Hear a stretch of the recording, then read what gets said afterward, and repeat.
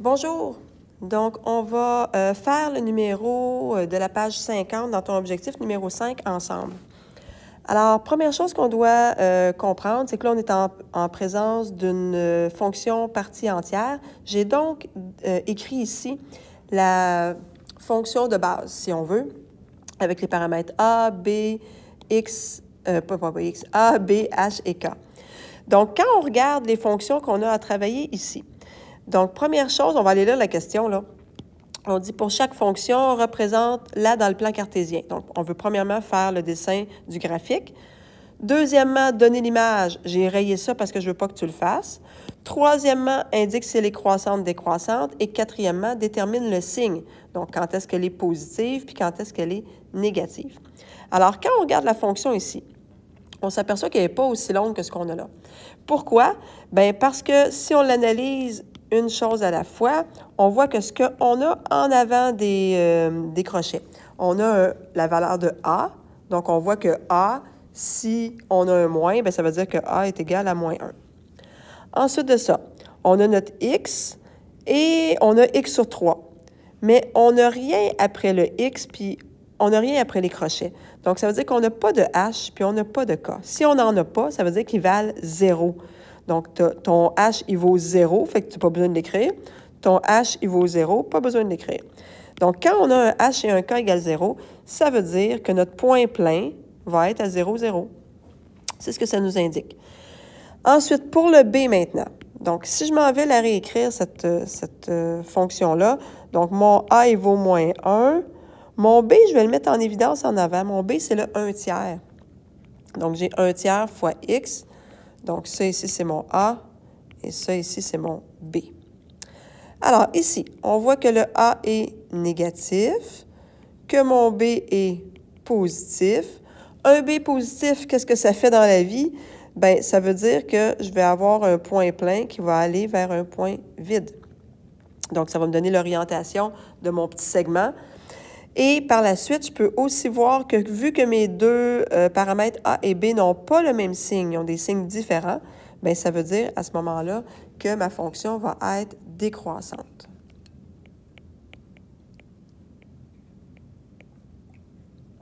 Donc, la fonction est décroissante. Et je peux même aussi, avec ce que j'ai comme information, aller déterminer la longueur de mon petit segment ici, là, dans mon paramètre, parce que lui, sa longueur, c'est 1 sur la valeur absolue de B. Ce que c'est ça, 1 sur la valeur absolue de B, ça veut dire que je prends mon B qui est ici et je m'en viens inverser la fraction que j'avais. Donc, en l'inversant, ça va me donner une valeur de 3. Donc, ça veut dire que mon segment a une longueur de 3. Donc, dans mon graphique maintenant, je vais déterminer que mes pas de graduation sont de 1. Je sais maintenant que ma marche va avoir 3 de long et que je vais avoir un point vide de ce côté-ci. Je sais aussi avec la valeur de A, que A était de moins 1, donc la valeur de A va me donner la hauteur entre les marches, donc la distance entre les marches, ça serait mieux dit. Donc ça veut dire que je vais avoir un autre point vide ici, ça mesure 3 de long, un point plein. Un plus haut, un autre point vide, 3 de long, un point plein. Je monte encore de haut mon point vide et ça se termine ici pour ce qui s'en va vers la gauche. Et maintenant, vers la droite, bien, je descends de 1, 3 unités de longueur, un point vide, je descends de 1 et c'est ma fonction en partie. On te demandait si c'était croissant ou décroissant. Donc, dans ce cas-ci, on voit que c'est décroissant. Puis, on l'a démontré avec la valeur de A et B. Quand est-ce que ma fonction est positive? Bien, elle va être positive quand elle va être dans la section jaune que j'ai en train de colorier ici. Et elle va être négative dans la section rouge que je viens de colorier ici. Donc, elle est positive quand de moins l'infini jusqu'à... Et là, ça va être positif jusqu'à ma valeur que je viens de mettre en bleu, et cette valeur-là va être exclue. Donc, jusqu'à 3 exclus, ma fonction est positive. Parce que mon 0 est compris. Il faut faire attention, quand je m'en vais faire le négatif, bien, le 0 aussi est compris ici, là. Ce qui veut dire que cette section-là tout ça, ça fait aussi partie de mon négatif. Donc, c'est négatif à partir de 0 inclus jusqu'à plus l'infini. Donc, il ne faut pas oublier que le 0 fait partie du positif et du négatif en même temps. On s'en va ensuite faire le numéro B. Donc, pour la fonction en B, encore là, j'ai le A qui est devant. Ici, le B va valoir moins 1. C'est le petit moins qu'on voit en avant. Donc, je vois que mon A est positif cette fois-ci et que mon B est négatif. Comme mon B est négatif, bien, je sais que je vais partir d'un point vide vers un point plein. Mes fonctions n'ont pas le même signe, donc ça va être...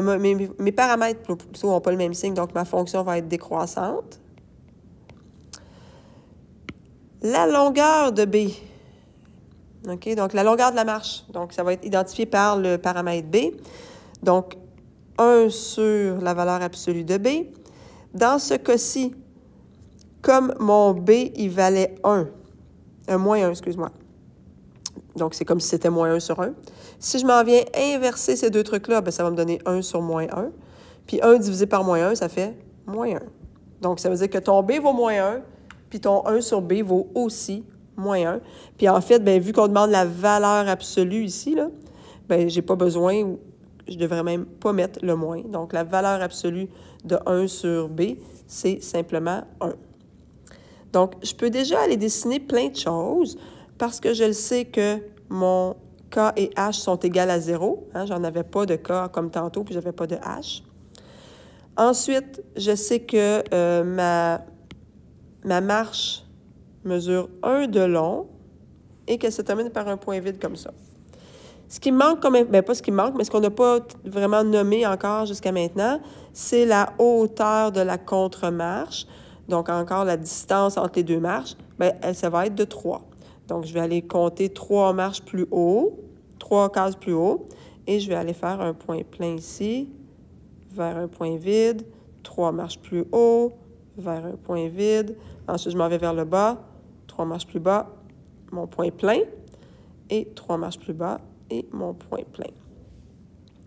J'ai pas fait encore là, mes graduations, mes bons. Donc, je fais des graduations de 1.